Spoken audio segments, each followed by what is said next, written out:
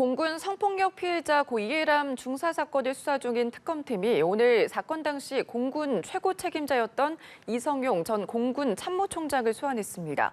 특검팀은 연이어 전현직 공군 지휘부를 조사할 예정인데요. 자세한 수사 상황과 전망까지 손정혜 변호사와 짚어보겠습니다. 어서 오십시오. 안녕하세요. 네, 특검이 출범한 지 80일 만에 이제 처음으로 공군 지휘부에 대한 소환 조사를 지금 진행하고 있습니다. 오늘은 이성용 전 참모총장을 이제 소환 조사하고 있는 상황인데요. 이 전 총장 고 이해람 사건과 관련해서 책임을 지고 8개월 만에 이제 총장직을 내려놓은 인물이기도 하잖아요. 어떤 의혹을 지금 받고 있는 건가요? 일단 전반적으로는 공군이 그 당시에 이 사건을 대하는 태도, 특히 수사에 대해서 무마를 하거나 조직적으로 은폐 정황이 있지 않느냐라는 문제가 제기된 상황이고요. 특히 그 과정에서 2차 가해가 굉장히 심각했다라는 문제가 제기됐고, 특히 지휘부가 개입해서 이렇게 2차 가해라든가 수사가 부실하게 이루어지도록 한 거 아니냐라는 각종의 의혹이 제기된 상황입니다. 예전에 군 검찰에서도 수사를 하긴 했지만 대부분이 이제 이 부분과 관련해서는 입증이 되지 않았고 무혐의 의견이 나온 상황인데, 특검이 이제 나오면서 특검 80일 만에 이제 공군 지휘자들에 대한 처음 소환이다, 처음 소환 조사라는 의미를 갖는다라고 보셔야 될 것 같고요. 이 전 총장은 피의자 신분으로 소환되는 것은 아닙니다. 참고인 신분으로 소환되는 것이고, 그 당시 지휘부에서 어떤 지시를 했는지 그리고 어떻게 보고를 받았는지에 대해서 사실관계를 조사할 것으로 알려지고 있고요. 특히 이 전 총장 같은 경우는 이 국방부의 내부 지침, 성폭력 예방 지침에 따르면 이런 일련의 사건이 있었을 때는 바로 국방부 장관에게 보고를 해야 됨에도 불구하고 굉장히 늦은 시점에 인지하고 늦은 시점에 서욱 전 장관에게 보고했다. 그러니까 늑장 대응한 이유에 대해서 이제 캐물을 것으로 보이고요. 법률적인 책임이 성립한다고 한다면 피의자 전환도 가능해 보입니다. 네, 사건 지시 관련해서 지시 내용을 좀 집중적으로 조사할 예정이다, 이렇게 말씀을 해주셨습니다. 내일은 전익수 공군본부 법무실장이 소환이 됩니다. 우선 전 실장 유족으로부터 초동 수사가 부실했다, 그런 의혹을 받기도 했고요. 또 특검에 지금 입건된 상태인데 어떤 혐의를 받고 있습니까? 네, 전익수 법무실장 같은 경우는 일단 신분은 피의자 신분입니다. 구체적으로 직권남용이나 직무유기 혐의를 받을 수 있다, 이렇게 보셔야 될 것 같은데요. 애초에 구속 수사에 대한 의견이 나왔을 당시 전 실장이 불구속 수사하라 이렇게 지시를 내렸다는 정황이 확인되는 상황도 있고요. 특히 그러다 보니까 그 때문에 초동 수사가 부실하고 또 이제 강력하게 이제 신병에 대한 확보가 이루어져야 됨에도 불구하고 늦어져서 피해자에 대한 보호 조치가 제대로 이루어지지 않고 2차 가해가 있었던 거 아니냐라는 것을 집중적으로 심문할 것으로 보이고요. 우선 이 특검에서도 이메일이라든가 그리고 통신 기록 그리고 전화 통화 내역에 대한 압수수색을 진행한 바 있었습니다. 그 과정에서 피해자 중심의 절차가 아니라 가해자를 두둔하거나 이 사건을 무마하기 위한 여러 가지 불법적인 시도가 있었다고 한다면 관련된 부분에 대한 수사가 더 강도 높게 이루어질 가능성이 있고요. 국방부 검찰단에서는 25명이 입건되고 15명이 기소가 됐거든요. 하지만 책임자라고 볼 수 있는 전익수 법무실장은 배제되어 있었습니다. 특검에서 관련된 범죄 혐의를 입증할 수 있을지 여부가 관건인 사건입니다. 네, 앞서 특검팀은 이제 국방부 소속 군무원 그리고 공군 장교에 대해서 구속영장을 청구하기도 했는데 두 건 모두 기각이 됐습니다. 어떤 혐의를 적용을 한 거고 또 왜 기각이 됐는지 이유도 말씀해 주시죠. 그렇습니다. 이 사건의 경위를 살펴보면 일단 제명은 사자에 대한 명예훼손입니다. 고 이해람 중사와 관련해서 허위 사실로 명예를 훼손하는 정보를 유출했다. 그리고 공무상 비밀 누설죄가 적용되어 있었는데요.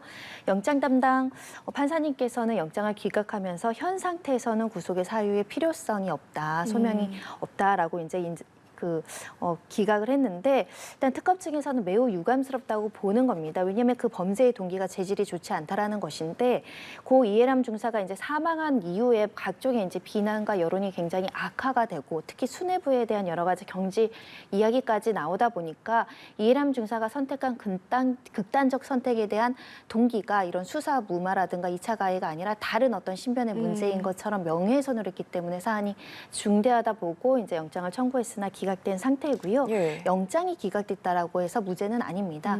또 기소돼서 정당한 어떤 양형이나 이런 것들을 판단받아야 되는 상황이고요. 네. 다만 이런 성폭력 사건이 수사가 진행되는데 이렇게 수사 상황이 유출이 됐고 개인의 신병 정보를 이 권한 있는 공무원들이 이렇게 누설한다는데 사회적인 심각성과 또 도덕적 비난 가능성은 매우 높은 건으로 보입니다. 네, 특검팀 지금 수사의 속도를 내고 있는 상황인데 다음 달 12일이면 이제 수사가 종료되는 상황인 거잖아요.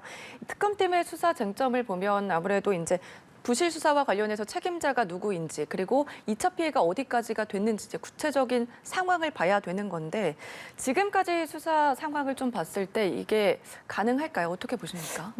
쉬운 수사는 아닙니다. 왜냐하면 1차적으로 국방부 군검찰단에서 수사를 했으나 관련된 정황이나 증거를 찾지 못해서 기소하지 못한 것을 특검이 이제 보안 수사나 여러 가지 수사로 증거를 찾아서 기소를 해야 되는 숙제이기 때문입니다. 일단 직권남용죄는 그 사람이 어떤 직무 권한 내에서 불법적인 지시를 했을 때 가능한 것인데 예를 들면 전익수 법무실장이 불구속이나 구속 수사를 지휘할 수 있는 위치에 있느냐 그리고 수사 개입을 통해서 부적절하게 수사의 방향을 바꿨느냐 아니면 의견 개진에 불과했느냐 여러 가지 쟁점이 나올 수 있는 사건이고요. 예. 특히 이제 관련돼서 성폭력 피해자 같은 경우는 그 신원의 정보라든가 피해라든가 여러 가지 신상 정보를 누설하게 되어 있지 않습니다. 이것을 누군가가 유출했고 그것을 누가 강범위하게 유포했는지 여부 그리고 조직적으로 이렇게 수사 무마나 부실 수사의 의도를 가지고 범죄로 처벌하기 위해선 가실로 끝나는 게 아니라 고의성이 입증이 돼야 되거든요. 예. 고의적으로 이런 행동을 했는지를 이제 입증해 나가야 되는 숙제가 있기 때문에 수사 과정을 좀 지켜봐야 되겠지만 중요한 건 현재까지 지휘부 내부에서 책임지는 사람이 없다라는 겁니다. 수사가 초동 수사가 잘 됐고 피해자 가해자를 적절히 분리해서 피해자 인권 보호 조치를 했으면 예. 사실 이해람 중사가 사망에 이르는 사건은 없었겠죠. 누군가는 책임져야 되는 사건인데 특검에서 철저하게 수사를 해주기를 바라는 마음입니다. 네, 알겠습니다. 다음 내용도 한번 짚어보겠습니다. 굉장히 충격적인 사건인데요. 지난 11일입니다. 뉴질랜드에서 이제 한 가족이 경매를 통해서 가방을 받았는데 그 가방 안에 아이 시신 두구가 있었습니다. 그 두구가 지금 아시아계로 확인이 된 상황인데 정확하게 어떤 내용이에요?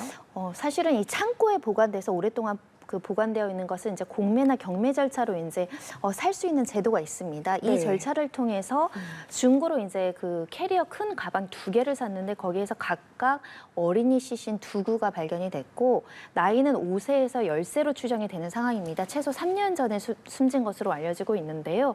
이 피해 아동이 이제 아시아계 특히 한국계로 추정되는 상황입니다. 이 때문에 이제 뉴질랜드 현재가 발칵 뒤집혔고 네. 사실상 아동에 대한 살인, 아동 학대 끝에 숨진 아이가 이렇게 이제 시신이 가방 속에 은폐될 수 있는 가능성이 있기 때문에 강력 범죄 의심이 충분히 드는 상황이고요.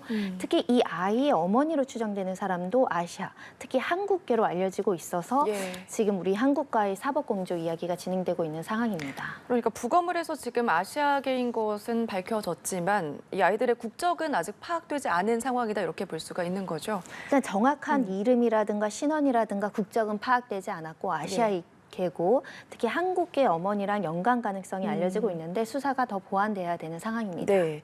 우선 이 엄마로 추정되는 인물이 지난 2018년에 한국에 입국을 했다고 알려지는데 출국은 하지 않은 걸로 지금 알려지고 있는 상황이잖아요. 지금까지 나온 내용으로 봤을 때 이 부모는 어떤 사람이라고 보십니까? 일단은 한국계 뉴질랜드인이니까 국적은 사실 한국인이 아닙니다. 네. 뉴질랜드인이라고 알려지고 있는데 우리나라에 입국한 정황은 있지만 출국한 정황이 없어서 국내에 체류 가능성이 높아 보인다라는 게 수사 당국의 설명이고요. 피해 아동의 엄마로 이제 추정이 되고 있는 상황이지만 이 또한 사실은 DNA 검사라든가 친인척에 대한 수사를 진행을 해야 정확하게 신원 여부를 확인할 수 있는 것 같고요. 네. 한국 국적은 포기한 상황입니다.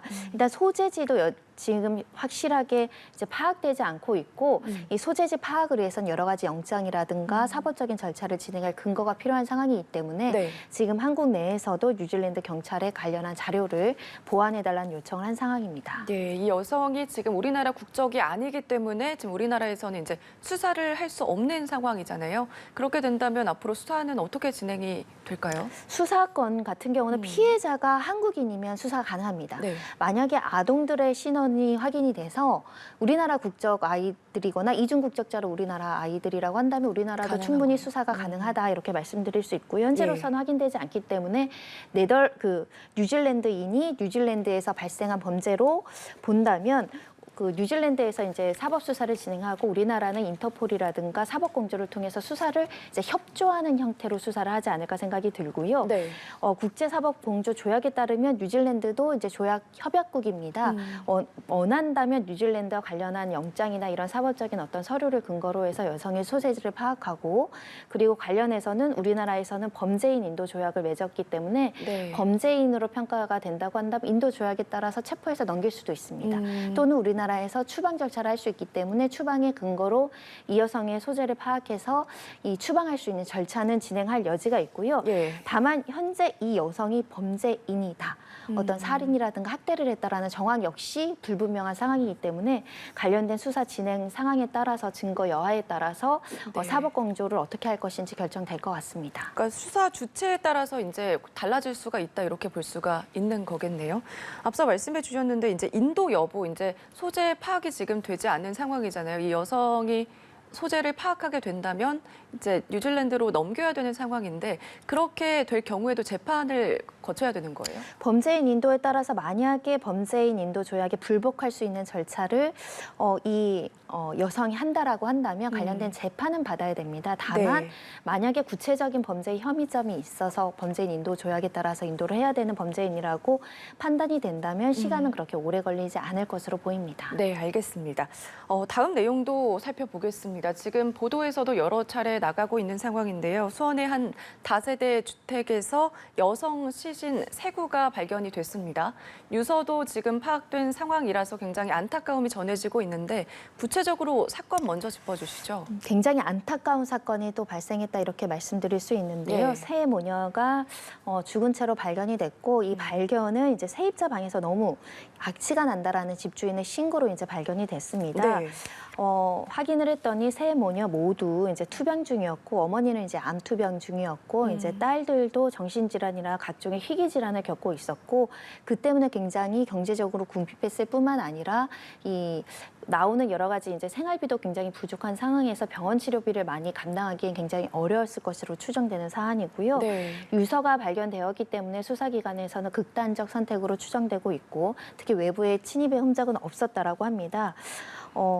월세 보증금 300만 원에 40만 원 정도 되는 월세도 내기 어려워서 간간히 연체됐다는 것이 확인이 된 상태이기 때문에 네. 극단적인 어떤 생활고에 시달렸던 것으로 보입니다. 굉장히 안타까운 사건인데요. 이제 살고 있던 주택에 전입 신고도 되어 있지 않았고 이제 실거주지와 이제 살고 있는 게 달랐던 거잖아요.